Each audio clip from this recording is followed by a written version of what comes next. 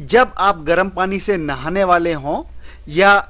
Tub में घुसने वाले हों जिसमें गर्म पानी है, तो अपने हाथ के पीछे के हिस्से से पानी का टेम्परेचर,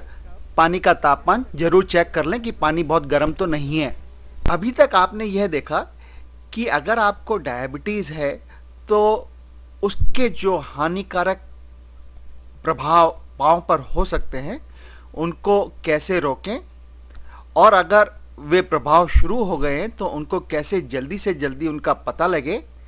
ताकि उनकी वजह से पाँव में अधिक नुकसान ना हो। अगर आप कुछ और अधिक सीखना चाहते हैं तो आइए हम एक और प्रेजेंटेशन देखें।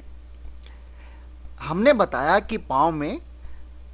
खून जो है वह आर्टरीज के जरिए, नलियों के जरिए आता है, जिसकी वजह से पाँव लाल और गर्म रहता है। अगर खून नहीं है तो पाँव सफ़ेद हो जाएगा और ठंडा हो जाएगा। तो अगर हम ये आर्टरी के पल्सेशन को पहचान सकते हों, चेक कर सकते हों रोज, तो हमें यह पता रहेगा कि पाँव में खून बराबर आ रहा है या नहीं, और अगर कोई चेंजेस हैं तो हम उनको जल्दी ही फॉलो कर सकते हैं। पल्सेशन चेक करने के लिए अपने बड़े अंगूठे, पाँव के अंगूठे और उसके पास वाली उंगली के ऊपर 2 उंगलियां रखकर उनको पीछे की तरफ ले जाएं, तो उन दोनों के बीच में आपको एक खड्डा सा मिलेगा, और इसी खड्डे में जो पाँव में खून ले जाने वाली नस होती है वह मौजूद होती है।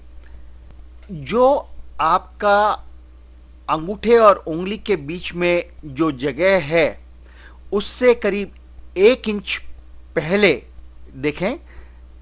क्योंकि आखिरी का जो 1 इंच का हिस्सा है उसमें नस नहीं होती,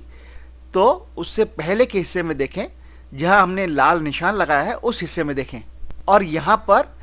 अपनी 3 उंगलियां इस प्रकार से रखें कि आपको पल्सेशन फील हो सके। शुरू में आपको पल्सेशन फील करने में, ढूंढने में करीब 1 मिनट लग सकता है, पर एक बार आपको आदत हो गई और पता पड़ गया कि जो है पल्सेशन कहाँ है, तो उसके बाद आपको कुछ 10-15 सेकंड ही लगेंगे पल्सेशन को चेक करने के लिए। पल्सेशन को फील करने के लिए आप उंगली को साइड से साइड तक ऐसे चला सकते हैं ताकि आपको पल्सेशन की सही जगह मिल जाए। तो जो है पाँव के अक्रॉस अपनी उंगलियों को जो है पाँव पर रखकर ग्लाइड कर सकते हैं, चला सकते हैं कि आपको पल्सेशन मिल जाए, जो कि अंगूठे और उसके पास वाली उंगली के बीच की जो स्पेस है उसमें होगा। ज़्यादातर लोगों में यह जो नली है जो पाँव में खून लाती है, यह मेन नली होती है, यह खास नली होती है पाँव में खून लाने के लिए। दूसरी नली जो पाँव में खून ला सकती है वह पाँव के अंदर के हिस्से की तरफ होती है, और जो इसमें मैंने 2 पॉइंट दिखाए उनके बीचों बीच होती है, जैसा कि निशान से स्पष्ट है। इस स्थान पर इन दोनों पॉइंट्स के बीच में आप अपनी 3 उंगलियां रखें। फिर से उन उंगलियों को आप थोड़ा ऊपर से नीचे तक चला सकते हैं ताकि यह पता करने के लिए कि पल्सेशन कहाँ है। तो ये 2 नलियां हुई जो आपके पाँव में खून लाती हैं। अक्सर लोगों में यह दोनों नलियां अच्छी तरह से बराबर फील हो सकती हैं, पर कुछ लोगों में एक ही नली फील होती है, पर वह नॉर्मल है। इसलिए यह बहुत ज़रूरी है कि आप यह जानकर रखें कि आपके पाँव में नॉर्मल क्या है। तो अगर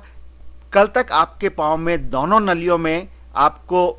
पल्सेशन फील होते थे, पर आज एक ही नली में फील होते हैं, और आपका पाँव ठंडा है या सफ़ेद सा पड़ गया है या भूरा या नीला हो रहा है, तो आप फौरन इमरजेंसी रूम जा सकते हैं, अपने डॉक्टर को कांटेक्ट कर सकते हैं।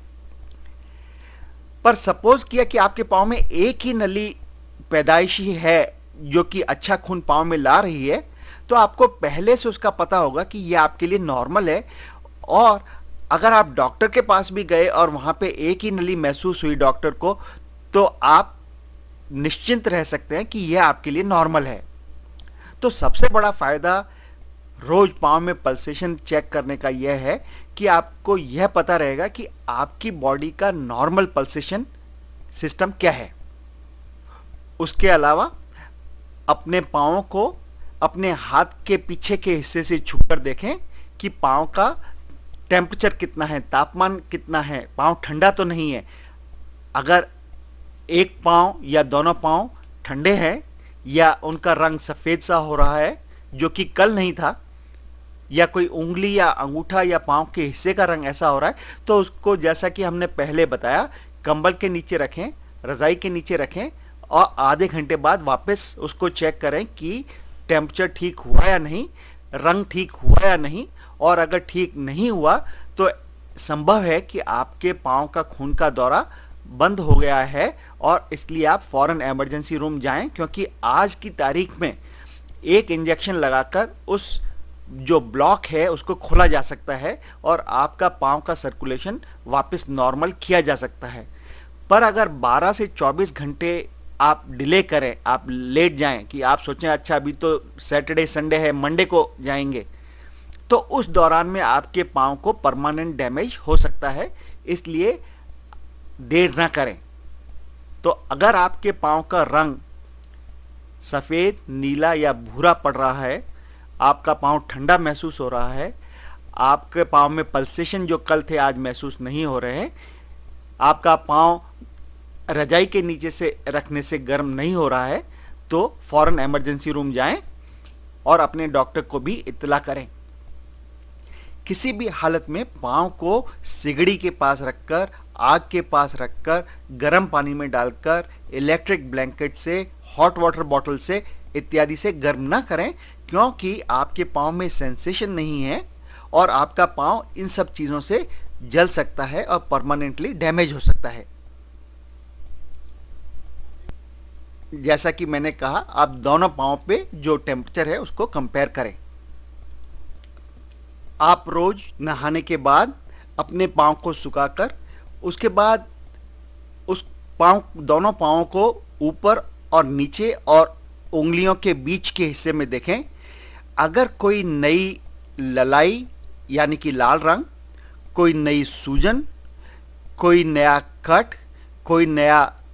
कील या पिन के चुभने का निशान, या कोई भी नई चीज़ या नया वॉट या कैलस या जो गांठें पड़ जाती हैं कभी जहां प्रेशर पड़ता है उस जगह, कोई नई चीज़ देखें तो अपने डॉक्टर को इन्फॉर्म करें फौरन। फिर आपका डॉक्टर डिसीजन करेगा, यह फैसला करेगा कि वह आपको कब देखना चाहता है या आपको क्या इलाज लेना है। तो अगर कोई पाँव में ललाई दिखती है, कट दिखता है इत्यादि जो कल नहीं था, या कहीं दबाने से पाँव को दर्द होता है नया, तो आप अपने डॉक्टर को इत्तला करें। पाँव के नीचे का हिस्सा देखने का एक अच्छा तरीका है कि आप एक मिरर यूज़ कर सकते हैं, शीशा यूज़ कर सकते हैं, आईना यूज़ कर सकते हैं और पाँव को दिन की लाइट में देखें तो बेहतर है, क्योंकि दिन की लाइट बहुत अच्छी ब्राइट होती है और उसमें आपको पाँव की कोई भी तकलीफ आसानी से दिख सकती है। इस तरह से शीशे को रखकर उससे पाँव को देखें। अगर आप ब्राइट लाइट नहीं ला सकते दिन में, तो एक आर्टिफिशियल लाइट यूज़ कर सकते हैं जो कि ब्राइट हो, जो कि अच्छी जिसमें रोशनी हो, और उसके साथ मैग्निफिकेशन लेंस अगर हो तो आप उसका भी इस्तेमाल अपने पाँव को रोज़ चेक करने के लिए कर सकते हैं। मैं उम्मीद करता हूँ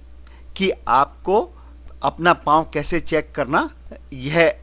समझ आया और आप यहाँ जो हमने आपको सिखाया उसका प्रयोग रोज़ करेंगे। अगर आपको समझ नहीं आया तो इस वीडियो को दोबारा देखें, क्योंकि यह एक बार आपने सीख लिया तो बाकी सारी ज़िंदगी आपके पाँव की रक्षा के लिए आपका काम देगा।